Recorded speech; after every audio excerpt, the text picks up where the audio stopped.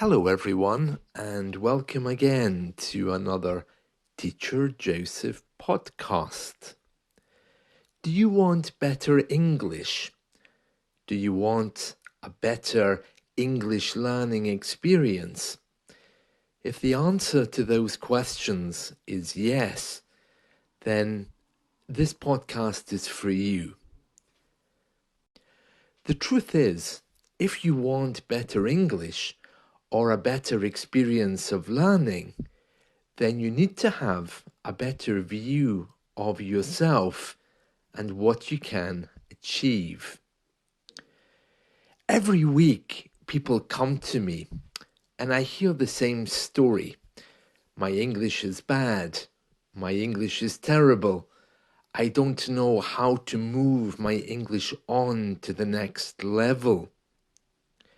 For some people, it's about simply learning. Perhaps they have a poor view of their own abilities. Perhaps they're unable to move themselves forward. Or perhaps they feel distracted by the world around them. For most of us, learning a new language is a little bit like being in the ocean. Sometimes the sea is calm and it's plain sailing in our little boat as we move forward. But yet for other people, the storms come and that boat is pushed backwards and forwards, to and fro, until we reach a point where we think it's unbearable and we have to abandon ship, or at least take some kind of action in order to keep ourselves sane and safe. The problem is not actually English itself. The problem is your view of learning. If you really think that you're in an ocean getting knocked around by things like time, family, other things you have to do, chores like cooking, for example, or traveling to work and back from work, these things can seem impossible to manage. I want to share with you a story from my childhood. I remember when I was 7 or 8 years old, I couldn't sleep well because I was convinced there was a ghost outside the window. Every evening I would try to sleep and I would hear something knocking at my window, and I was sure that it was something supernatural. My parents assured me that it really was nothing, but around midnight every night there was a gentle tapping sound on the window. One day I was so afraid that I decided to go to the window and open it and face whatever it was which was outside. It took a lot of bravery to do that and a lot of strength. I was very surprised to find that there was no ghost. There was simply a tree with its branches hitting against my window. From that moment on, I never could believe in a ghost because I knew what was really there. But yet the feelings associated with that incident were very strong. I was sure 100% that there was a ghost there. But as soon as the truth became available, that belief just vanished. Now, it's true that these days we don't believe in ghosts very much, but we do often believe that there are things we can't achieve. Finding time to learn a language might well be one of those things. Underneath the complaints of, I don't have time to do this, I can't do this, I'm not learning anything new, there is an ability there. We all have it. It's just about facing it and claiming it. How do we do that? Well, we have to first of all reverse that opinion, that voice which keeps telling us it's not possible, I can't, I won't, I can't, and turn that into a voice which says, you know what? Actually, I can do this. This is not beyond my possibility. And the more you can see the possibilities, the easier it becomes. Now, for those of you who listen to this podcast regularly, you'll know that I'm learning Persian. For the first few years, when I started to learn this, a voice kept saying the same thing. You can't, you won't, you'll never achieve this. And for a long time, I did actually believe those voices in my head, which said this was too difficult for me. But slowly, with time and a bit of patience, I've been able to see what I can achieve. Now, I have to say that my Persian is still not in a place where I can say it's wonderful or fantastic, but I am able to see progress, and I'm also able to see what I have to do in order to make it happen. One thing that's helped me a lot is contemplation. Now, I'm not suggesting that you run away to a mountain and sit there for 2 weeks to learn a language.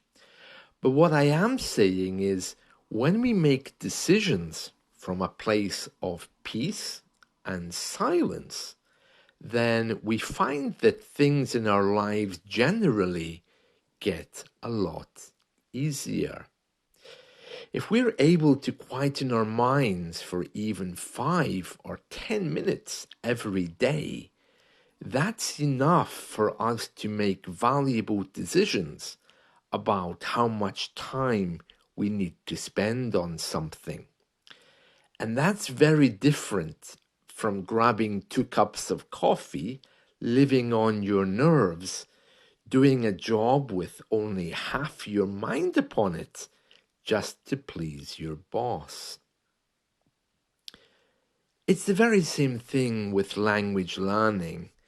If you come at this from a very limited view of yourself and what you can achieve, then guess what? You're going to achieve only what a limited version of yourself tells you that you can achieve. You might be saying to yourself, well, meditation's not for me. You don't need to meditate. You just need to find some space and some silence where your mind does nothing for a while. A place to sit down, quieten your mind by whatever way you want to do that. It might be a mantra, it might be something more religious, it might just be a quiet mind for a few minutes. But whatever way you do it, it needs to be done in order to reset your time for learning. If you don't have any kind of contemplative practice for learning, then you can expect that your limited view of time isn't going to get bigger. It's not your limited view that you want to make bigger.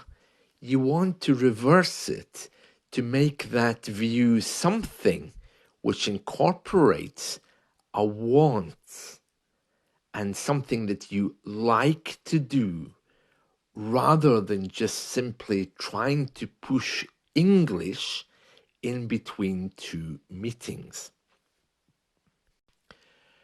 A few weeks ago in this podcast, I told you about the students who came every week and said, "My English is bad, my English is terrible, my English is awful. I don't have time for this. I can't see you tomorrow because I have a meeting with my boss. Are you free later today, 1 hour after our meeting time?" And he went to great lengths to try to avoid and reschedule the classes that we had booked. It became very clear that for him, English was something of a commodity which, firstly, he wasn't able to measure, and secondly, he wasn't able to do.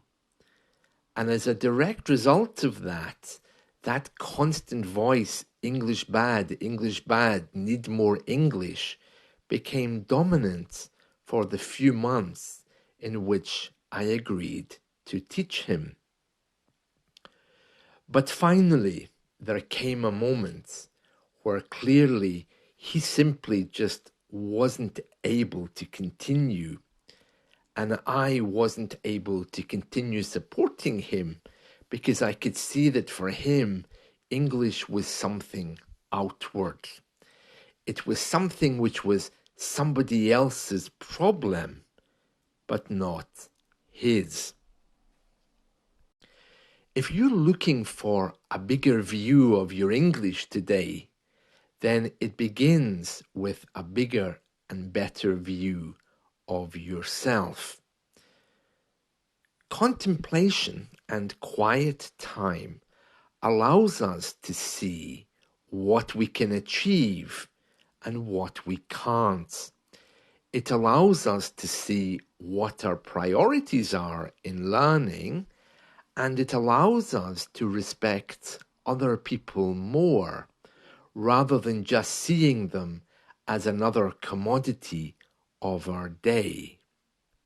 So, if you want better English and a better experience of learning, that means taking a bigger view of yourself, of who you are, what you can achieve, and how you can achieve that. If you do it through contemplation, it will mean some other things will fade away, maybe some things which weren't important before. And it might also involve something new like English coming to the surface.